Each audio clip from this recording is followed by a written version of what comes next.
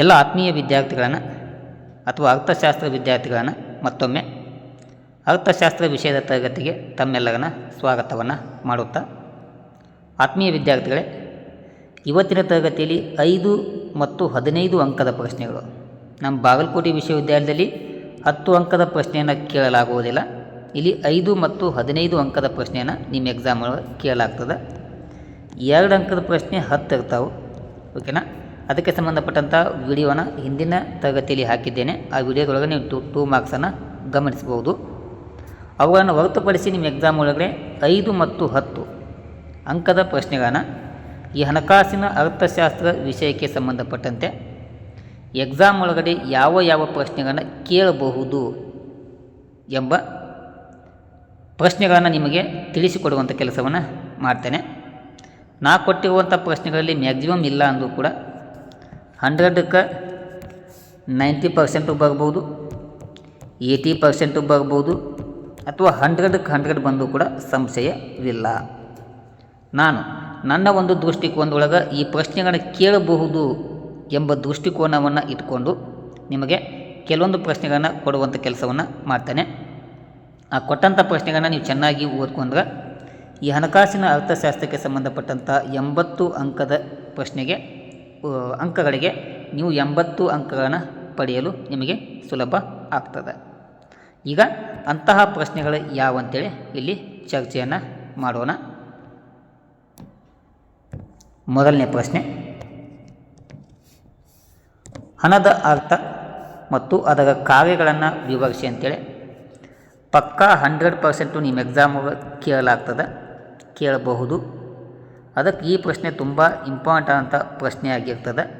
ಯಾವುದು? ಹಣದ ಅರ್ಥ ಮತ್ತು ಅದರ ಕಾರ್ಯಗಳನ್ನು ವಿವರಿಸಿ ಅಂತೇಳಿ ಚೆನ್ನಾಗಿ ನೀವೇ ಮಾಡ್ಕೋರಿ, ಆ ಪ್ರಶ್ನೆಯನ್ನು ಅಧ್ಯಯನವನ್ನು ಮಾಡ್ಕೋರಿ. ಈ ಒಂದು ಪ್ರಶ್ನೆ ನಿಮಗೆ 15 ಅಂಕದ ಪ್ರಶ್ನೆಯಾಗಿ ಕೇಳಲಾಗ್ತದೆ. ಎಷ್ಟು ಮಾರ್ಕ್ಸಿಗೆ? 15 ಮಾರ್ಕ್ಸಿಗೆ. ಏನ? ಆ ಪ್ರಶ್ನೆ ಚೆನ್ನಾಗಿ ಓದ್ಕೋ.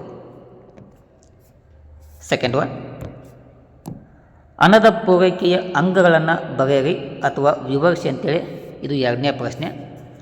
ಈ ಪ್ರಶ್ನೆ ನಿಮ್ಮ ಎಕ್ಸಾಮ್ ಒಳಗಡೆಗೆ 5 ಅಂಕದ ಪ್ರಶ್ನೆಯಾಗಿ ಕೇಳಲಾಗ್ತದೆ.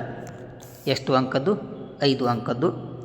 ನಿಮ್ಗೆ ಹಣದ ಪೂರೈಕೆ ಅಂಗಗಳಂತ ಗೊತ್ತಾಗಲಿಕ್ಕಂತಂದ್ರೆ ನೀವು ತರಗತಿಯನ್ನು ವೀಕ್ಷಣೆ ಮಾಡುವಾಗ ಕ್ಲಾಸ್ ಒಳಗೆ M1, M2, M3 ಮತ್ತು M4 ಅಂತ ನೀವೇನು ಅಧ್ಯಯನ ಮಾಡಿರಲ್ಲ, ಇವಕ್ಕೆ ನಾವು ಏನಂತ ಕರಿತೇವೆ ಅಂತಂದ್ರೆ ಹಣದ ಪೂರೈಕೆಯ ಅಂಗಗಳಂತೇಳಿ ಕರಿತೇವೆ. ಇದನ್ನು ಎಕ್ಸಾಮ್ ಒಳಗೆ ಪಕ್ಕ ಏನು ಮಾಡ್ತಾನೆ, 5 ಅಂಕ ಕೇಳ್ತಾನೆ. ಈ ಪ್ರಶ್ನೆ ಕೂಡ ನೀವೇನು ಮಾಡ್ಕೋರಿ, ಚೆನ್ನಾಗಿ ಅಧ್ಯಯನವನ್ನು ಮಾಡಬೇಕು.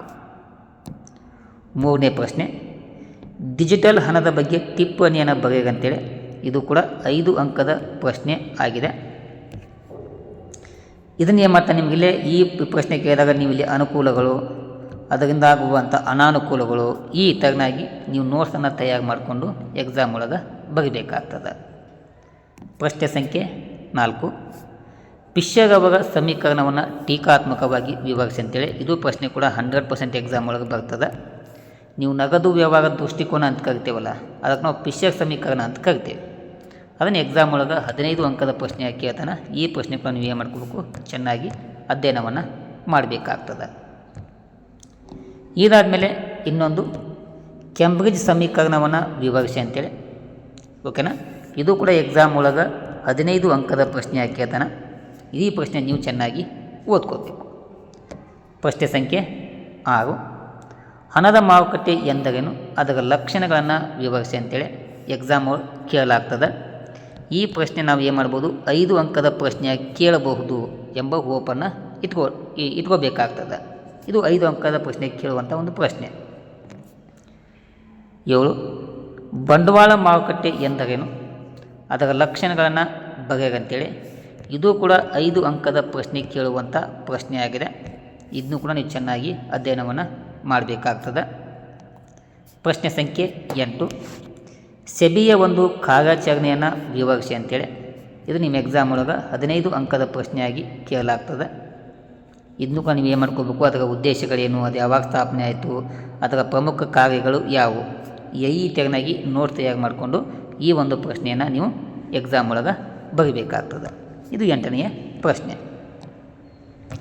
ಇದಾದಮೇಲೆ ಭಾರತೀಯ ರಿಸರ್ವ್ ಬ್ಯಾಂಕಿನ ಅಥವಾ ಕೇಂದ್ರ ಬ್ಯಾಂಕಿನ ಕಾರ್ಯಗಳನ್ನು ವಿವರಿಸಿ ಅಂತೇಳಿ 200% ಎಕ್ಸಾಮ್ ಒಳಗೆ ಕೇಳಲಾಗ್ತದೆ. ಓಕೆನಾ, ಅದು ನೀವು ಚೆನ್ನಾಗಿ ಓದ್ಕೊಂಡು ರೆಡಿಯಾಗಿ ಎಕ್ಸಾಮ್ ಒಳಗೆ 15 ಅಂಕಕ್ಕೆ 15 ಅಂಕವನ್ನು ನೀವು ಪಡ್ಕೊಳ್ಬೇಕು. ಪ್ರಶ್ನೆ ಸಂಖ್ಯೆ 10. ಭಾರತೀಯ ರಿಸರ್ವ್ ಬ್ಯಾಂಕಿನ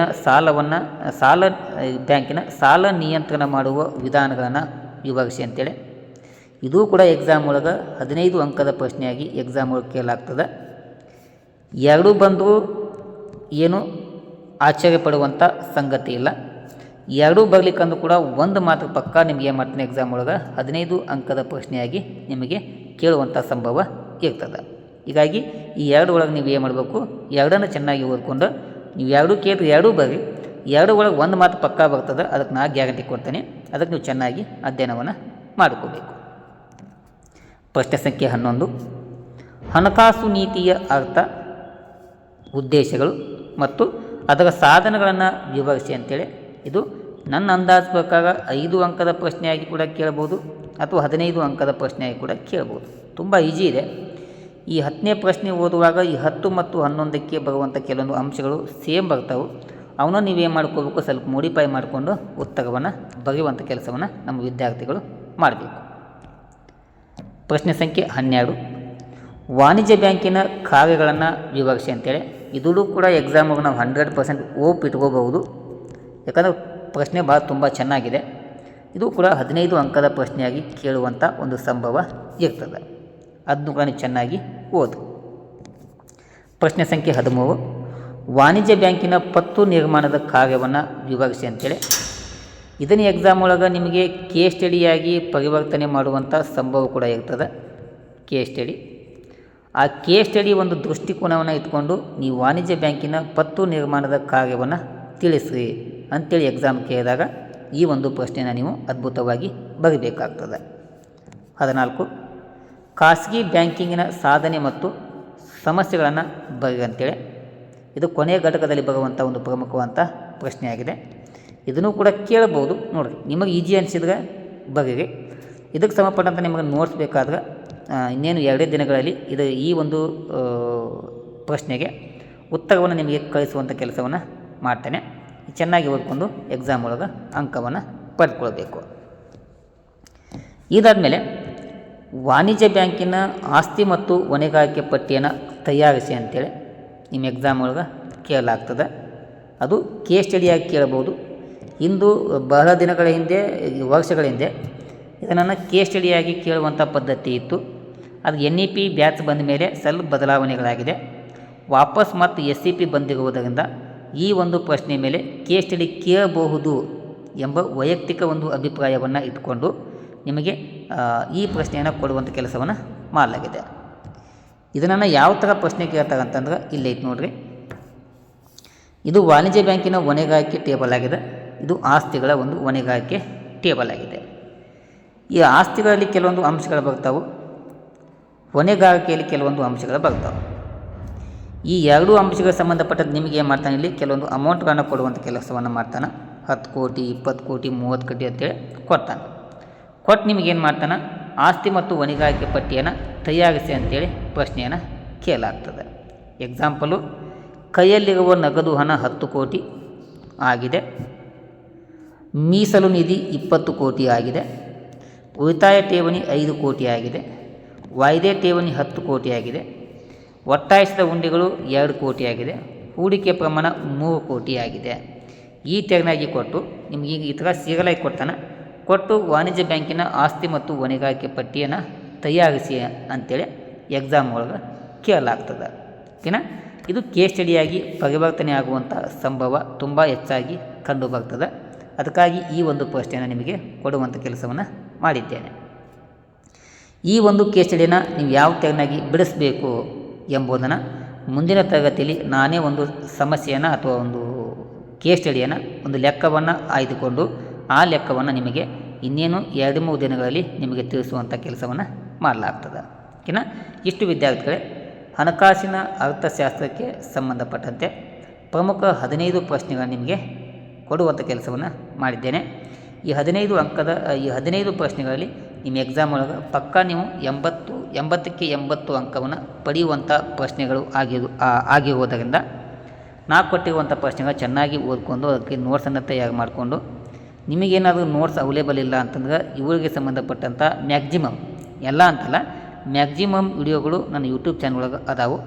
ಅಲ್ಲಿ ನೀವು ನೋಟ್ಸನ್ನು ಕಲೆಕ್ಟ್ ಮಾಡಿಕೊಂಡು ನೀವು ಚೆನ್ನಾಗಿ ಅಧ್ಯಯನ ಮಾಡಿ ಅತಿ ಹೆಚ್ಚು ಅಂಕವನ್ನು ಪಡೆದುಕೊಳ್ಬೇಕಂತೇಳಿ ತಮ್ಮಲ್ಲಿ ಆಶಯವನ್ನು ಮಾಡ್ಕೋತಾ ಇಲ್ಲಿಯ ತನಕ ತರಗತಿ ವೀಕ್ಷಣೆ ಮಾಡಿದ ಎಲ್ಲ ವಿದ್ಯಾರ್ಥಿಗಳಿಗೆ ಧನ್ಯವಾದಗಳನ್ನು ತಿಳಿಸ್ತಾ ಈ ತರಗತಿಯನ್ನು ಇಲ್ಲಿಗೆ ಮುಗಿಸ್ತೇನೆ.